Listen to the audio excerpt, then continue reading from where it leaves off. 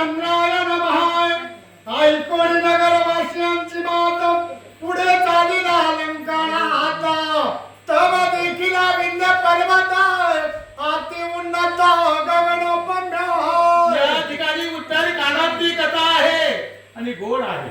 या ठिकाणी राजा रावणाला त्याच्या दूतांनी सांगितले बरोबर राग आलेला रागाच्या आवेशामध्ये उठला आणि उठून त्या ठिकाणी काय करतो सहस्रशीकडे पर्वतास सिंह चारविळात यावन प्रदेशी वारे माथे तोय गरजे कळालेसी तेने न्यादे अंबा नगर जले. या ठिकाणी उठला आणि मोठ्यानं गर्जना केले बरोबर सगळं अंबर आकाश पुंजून गेलं. देवदान भगंधर्व किन्नर अप्सरा मांडावा आणि ऋषींचे समुदाय आनंदे स्वयमेव क्रीडती.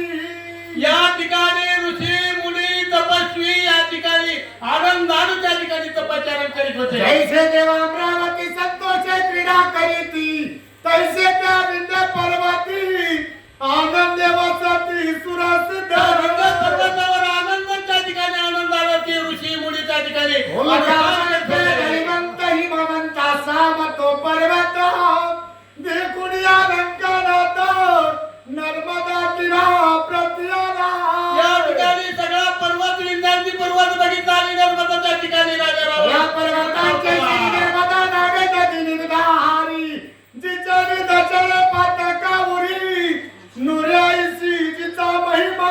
तिचा महिमा त्या ठिकाणी वेदांनी त्या ठिकाणी वर्णन केलेला आहे आणि तिच्या त्या ठिकाणी नुसतं गेले बरोबर सगळ्या या पापाचा नदीच्या दक्षिणभागी सागर जो सकळ नदीचा ईश्वर तया प्रसिद्ध चतुर हर्ष निर्भर मिळाले.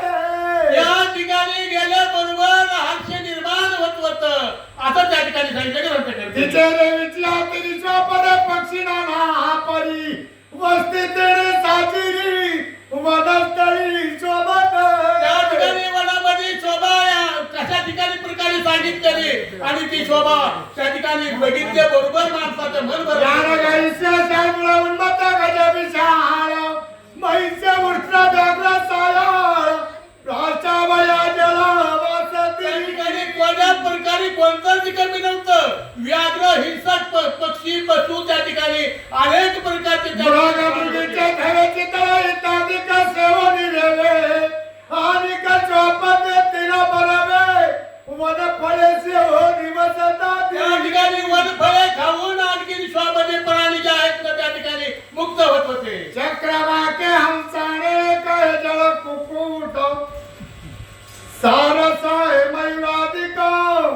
चक्रवाक पक्षी त्या ठिकाणी आणखी बरा अशा प्रकारचे पक्षी त्या ठिकाणी काय करत होते आपापलं कुणी गायन करी कुणी भजन करी आणि कुणी त्या ठिकाणी तपश्चरण करी पक्षामध्ये सगळं त्या ठिकाणी देवाचं नामच स्मरण करत होते. चक्रवाके हंसाने कहे जळ कुकुट साय समयूरादिक कोकिळा कुजती तेने तटा कोकिळा त्या ठिकाणी काय करत होते अनेक प्रकारच्या कुसुमा जाती ब्रह्मण संगरुण तुना करीती पांदिका विश्रांती त्या ठिकाणी कोकिळा गायन करीत होत्या असा मलयाने तेने मार्गस्थ सुख कल्लोळ गालिती आनंदाचा गोंधळ सुखी सकाळ म्हणून.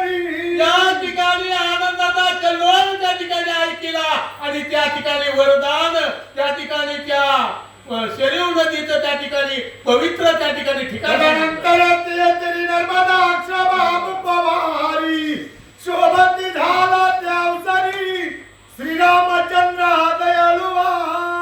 त्या ठिकाणी श्रीरामचंद्र प्रभू त्या ठिकाणी प्रवेश झालेला आहे आणि आधीचा आनंद आणि त्याच्यामध्ये परमानंद असा प्रकार त्या ठिकाणी मिसळला. उदय विकासरी सुमणितीची माता विणी चक्रवाकी कुच दोडी वनिता म्हणून निवर्णी त्या ठिकाणी चक्रवाक पक्षी जे आहेत ना ती वनिता मध्ये त्या ठिकाणी क्रीडा करत होते. काय झालं विस्तीर्ण माळवंत सुंदर तोची महाराज सुकुमार हंसावळी मेघळाचा चार लहरी मुक्ता फळ शोभे नाकी. त्या ठिकाणी मुक्ता फळे त्या ठिकाणी हौस पक्षी त्या ठिकाणी कशा प्रकारे खात होते आनंद कसा घेत होते. चंद्र उठी कुमुदे तोची शोभे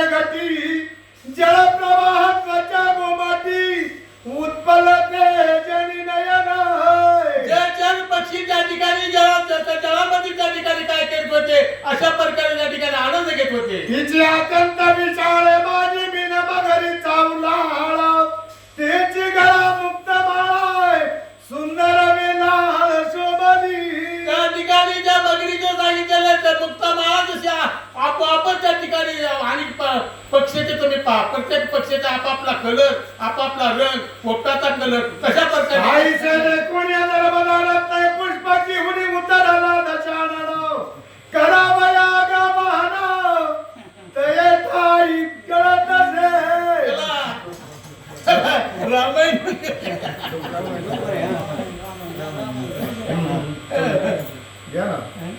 ज्ञानव्रत नर्मदेच्या रम्य तिरी रम्य पुष्पवाटिका साजिरी मंत्रिया सहित वैश्रवणारी सुखे देत बैसला.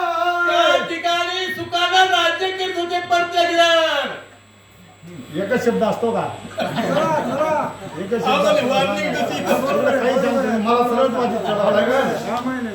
मोदका भरून आहे ना पात्री करा चरण प्रचारी भूपती आचमन करून या मस्तकी गात्री शिंपी पुण्य तो होय म्हणून.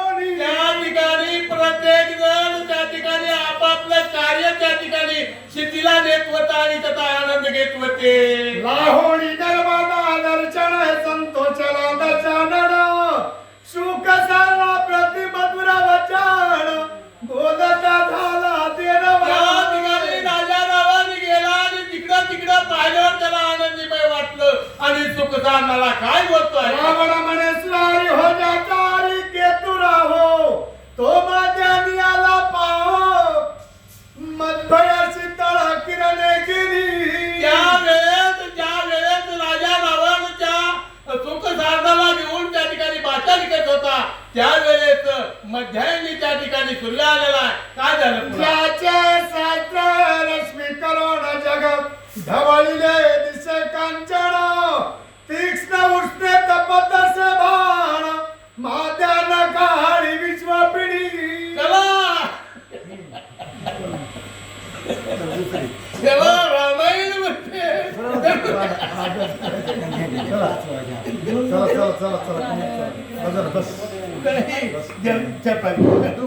चला पुढील वाचक आणि सूचक आपले ज्ञानदादा नागरबाच्या घागरवाडा हा वाचनाची सेवा करणार आहेत आणि त्यांना अशी विनंती करतो की त्यांनी एक 10 उभे घ्यावं आणि आसरबा बापू तुम्हीच थांबायचंय.